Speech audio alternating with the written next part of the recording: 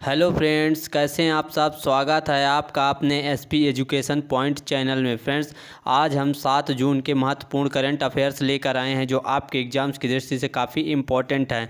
Session start करें इससे पहले आपके लिए मोटिवेशनल कोट जो आपको काफ़ी ऊर्जावान बनाएगा कि विरासत से तय नहीं होंगे सियासत के फैसले, उड़ान तय करेगी कि आसमां किसका होगा। तो फ्रेंड्स, मेहनत करते रहिए और आपको अपनी मंजिल ज़रूर मिलेगी। ठीक है, इसी के साथ अपना सेशन स्टार्ट करते हैं। इससे पहले फ्रेंड्स, आप हमारे चैनल को सब्सक्राइब ज़रूर कर लें और वीडियो को लाइक करें और अपने फ्रेंड्स के साथ शेयर ज़रूर करें। तो चलते अपने सेशन की ओर। तो पहला ही क्वेश्चन है और इम्पॉर्टेंट क्वेश्चन है कि बेलग्रेड ओपन का खिताब किसने जीत लिया। कौन सा बेलग्रेड ओपन खिताब? तो बेलग्रेड जो ओपन खिताब है यह जीत लिए हैं नोवाक जोकोविच ने। किसने? नोवाक जोकोविच। ये हैं नोवाक जोकोविच। ठीक है, डिटेल देख लेते हैं कि वर्ल्ड के नंबर 1 खिलाड़ी नोवाक जोकोविच ने बेलग्रेड में अपने घरेलू मैदान पर जीत के साथ ही करियर का 83वां खिताब अपने नाम कर लिया है। साइबेरियाई सुपरस्टार नोवाक जोकोविच ने सेंटर में स्लोवाकियाई क्वालीफायर और पहली बार एटीपी टूर फाइनलिस्ट एलेक्स मोलेक्स को 88 मिनट में हरा दिया। ठीक है, तो यानी कि कुल मिलाकर के नोवाक जोकोविच ने इस टूर्नामेंट को जीत लिया। और फ्रेंड्स, जो ऑस्ट्रेलियाई ओपन टेनिस टूर्नामेंट हुआ था ऑस्ट्रेलियाई, उसको भी नोवाक जोकोविच ने ही जीता था और महिला में नाओमी ओसाका ने जीत लिया था। ठीक है, नेक्स्ट क्वेश्चन पर चलते हैं और इम्पॉर्टेंट आज का वेरी आईएमपी क्वेश्चन होगा, क्योंकि जो इंटरनेशनल बुकर प्राइज़ 2021 किसने जीत लिया। इससे इंटरनेशनल बुकर प्राइज़ से हर एग्ज़ाम्स में क्वेश्चन पूछे गए हैं पिछली एग्ज़ामों में और इस बार भी पूछने की पूरी संभावना है। तो इंटरनेशनल बुकर प्राइज़ 2021 किसने जीत लिया है? तो वह हैं डेविड डिओप। कौन है? David Diop. और ये हैं डेविड डिओप। आप डायग्राम ज़रूर याद रखें और ये इनकी पुस्तक है at night all blood is black. ठीक है, ये इनकी पुस्तक है। डिटेल देख लेते हैं कि डेविड डिओप अंग्रेजी में अनुवादित उनके पहले उपन्यास at night all blood is black के साथ ही अनुवादित फिक्शन के लिए उन्हें अंतर्राष्ट्रीय बुकर पुरस्कार जीतने वाले पहले फ्रांसीसी उपन्यासकार बन गए। इनमें 50,000 पाउंड की राशि मिलती है और अंतर्राष्ट्रीय बुकर पुरस्कार पहले मैन बुकर अंतर्राष्ट्रीय पुरस्कार के नाम से जाना जाता था। इसकी स्थापना 2005 में हुई थी और सबसे पहले यह 2005 में अल्बानियाई लेखक इस्माइल कादरी ने जीता था। तो फ्रेंड्स, आप इनका नाम ज़रूर याद रखें। ये क्वेश्चन ज़रूर किसी एग्ज़ाम में ज़रूर आपसे पूछा जाएगा कि इंटरनेशनल बुक प्राइज़ 2021 किसने जीता है। तो आप इनका नाम ज़रूर याद रखें, डेविड डिओप। ठीक है, और इनकी पुस्तक का नाम भी याद रखें कि at night all blood is black. ठीक, नेक्स्ट क्वेश्चन पर चलते हैं और अगला क्वेश्चन कि international business book of year awards 2021 किसने जीत लिया। फ्रेंड्स, आज जितने भी क्वेश्चन हैं काफ़ी इंपॉर्टेंट हैं, तो आप ज़रूर इन क्वेश्चनों को नोट करें या पीडीएफ लेने के लिए आप हमारे टेलीग्राम से जुड़ सकते हैं, जिसका लिंक आपको डिस्क्रिप्शन बॉक्स में मिल जाएगा। तो international business book of the year award 2021 किसने जीत लिया है? तो यह नीतीश राकेश और जेरी विंड, यानी कि एक ए और बी दोनों ने इसको संयुक्त रूप से जीता है। तो इसका आंसर डी होगा, ए एंड बी। ठीक, डिटेल देख लेते हैं कि नीतीश राकेश और जेडी विंड ने international business book of the year award 2021 जीत कर इतिहास रच दिया। इनकी पुस्तक क्या है? पुस्तक की transformation in times all the crisis के लिए 2021 में प्रतिष्ठित international book business book of the year award जीतने के साथ ही इन्होंने इतिहास रच दिया है। टाइम्स ऑफ क्राइसिस में उनकी पुस्तक इन ट्रांसफॉर्मेशन उद्यमियों और व्यापार मालिकों को वो जानकारी देती हैं जो संकट में भी उनके व्यवसाय को फलने फूलने में मददगार साबित होती हैं, इसलिए इनको यह पुरस्कार दिया गया है। ठीक, नेक्स्ट क्वेश्चन है कि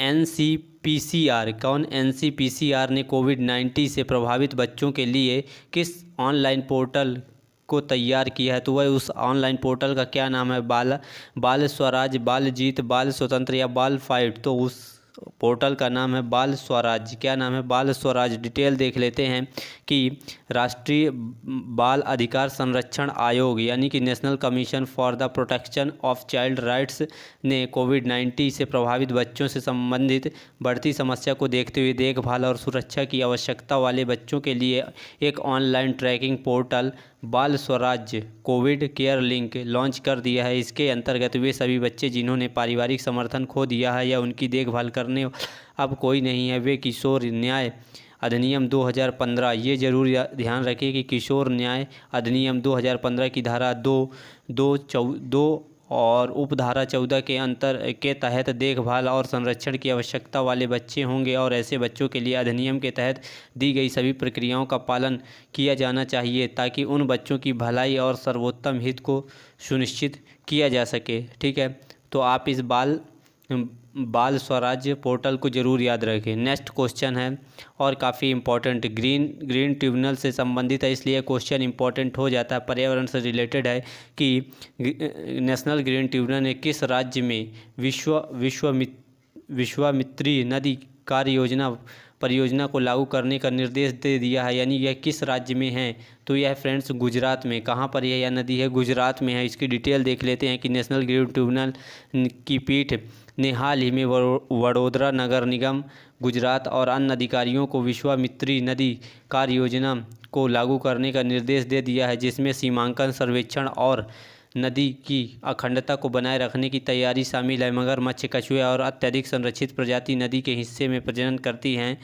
नजीटी में पाया गया कि वडोदरा में विश्वामित्री नदी केंद्रीय प्रदूषण नियंत्रण बोर्ड द्वारा पहचाने गए 351 प्रदूषण नदी हिस्सों में से एक है और इस तरह के हिस्से की बहाली पर ट्रिब्यूनल द्वारा एक याचिका की सुनवाई में उन्हीं आवेदकों द्वारा संपूर्ण रूप से विचार किया गया।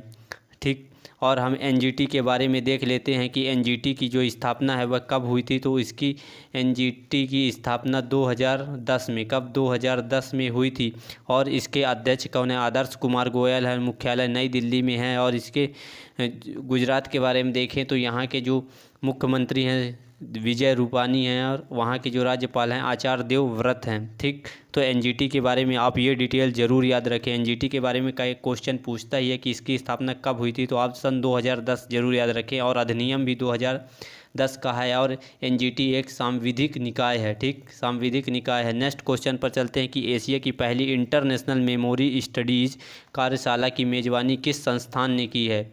तो वह संस्थान है आईआईटी मद्रास। किसने? मद्रास ने यह की है। तो डिटेल देख लेते हैं कि भारतीय प्रौद्योगिकी संस्थान मद्रास ने के स्मृति अध्ययन केंद्र ने हाल ही में वर्चुअली एशिया की पहली अंतर्राष्ट्रीय स्मृति अध्ययन कार्यशाला की मेज़बानी की है। Indian network for memory studies international memory studies association Amsterdam के तत्वाधान में एशिया के पहले नेशनल नेटवर्क है। कौन सा है? एशिया के क्षेत्र में पहला नेशनल नेटवर्क होगा और मोरी स्टडीज़ पर यह है अंतर्राष्ट्रीय कार्यशाला एशिया में अपनी तरह की पहली Indian network for memories studies के आधिकारिक लॉन्च से पहले है। और INMS का शुभारंभ IIT मद्रास की एक आभासी कार्यक्रम के माध्यम से जून 2021 में होगा। ठीक, जून 2021 में यह होगा। तो इम्पॉर्टेंट है। नेक्स्ट क्वेश्चन है कि भारतीय वायुसेना के नए वाइस चीफ कौन बने हैं, यानी कि वाइस चीफ कौन बन गए हैं वायुसेना के?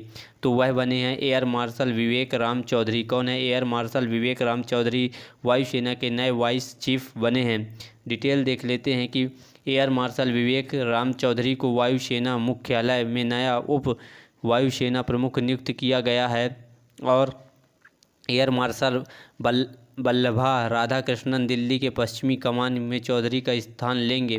ठीक, और वायुसेना के बारे में देख लेते हैं। इसका मुख्यालय जो है वो नई दिल्ली में है और 8 अक्टूबर 1932 को वायुसेना की स्थापना हुई थी और प्रत्येक वर्ष 8 अक्टूबर को ही वायु सेना दिवस मनाया जाता है। और इसके जो एयर चीफ मार्शल हैं वह हैं राकेश कुमार भदौरिया। और इसका आदर्श वाक्य क्या है? तो यह है ग्लोरी द टच स्काई। क्या है? ग्लोरी द टच स्काई, यानी आकाश को गौरव के साथ छुओ। ये है इसका ध्येय वाक्य। ठीक है, तो नेक्स्ट क्वेश्चन पर चलते हैं और ये इम्पोर्टेंट क्वेश्चन है। ठीक है फ्रेंड्स, इम्पोर्टेंट क्वेश्चन होगा कि सेज प्रोग्राम और पोर्टल का शुभारंभ किसने किया है। तो इसका जो शुभारंभ है सेज का वह थावर चंद गहलोत, किसने, थावर चंद गहलोत ने किया है। तो सेज का फुल फॉर्म क्या होगा, senior care ageing growth engine. क्या होगा, senior care ageing growth engine, इसका फुल फॉर्म होगा सेज का।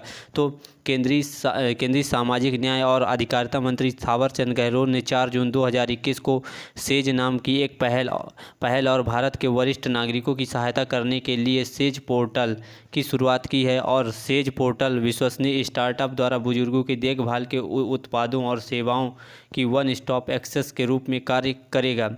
इस पहल का मूल उद्देश्य क्या है कि स्टार्टअप के माध्यम से बुजुर्गों की देखभाल के लिए युवाओं को शामिल करना और बुजुर्गों की देखभाल को केवल एक सरकारी कार्यक्रम के बजाय एक राष्ट्रीय आंदोलन बनाने के उनके अभिनव विचारों को शामिल करना है। ठीक, नेक्स्ट क्वेश्चन है कि प्रतिवर्ष, very very important friends, IMP से भी आईएमपी, यानी ये क्वेश्चन हर एग्ज़ाम, लगभग हर एग्ज़ाम में पूछा ही जाता है कि विश्व पर्यावरण दिवस कब मनाया जाता है। और ये सभी को पता भी होता है कि यह जो है 5 जून, कब 5 जून को यह मनाया जाता है, विश्व पर्यावरण दिवस। ठीक है, हर साल 5 जून को विश्व स्तर पर वर्ल्ड इन्वायरमेंट डे यानी कि विश्व पर्यावरण दिवस के रूप में मनाया जाता है। प्रतिवर्ष यह दिन पर्यावरण संरक्षण और लोगों को प्रकृति के महत्व के बारे में जागरूक करने के लिए मनाया जाता है। यह दिन पर्यावरण को संरक्षित करने और इसे बनाए रखने में व्यक्ति, उद्यमियों और समुदायों द्वारा एक प्रबुद्ध विचार और जिम्मेदार आचरण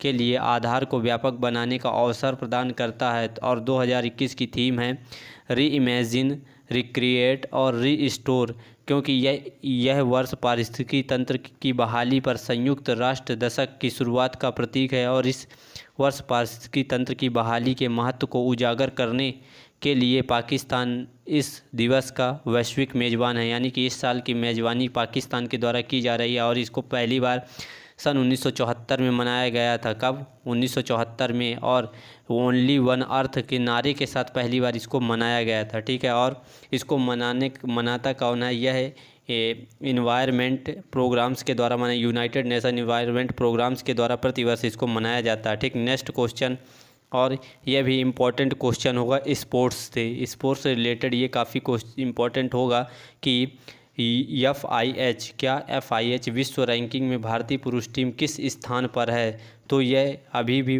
4थे स्थान पर बरकरार है, भारतीय हॉकी पुरुष टीम।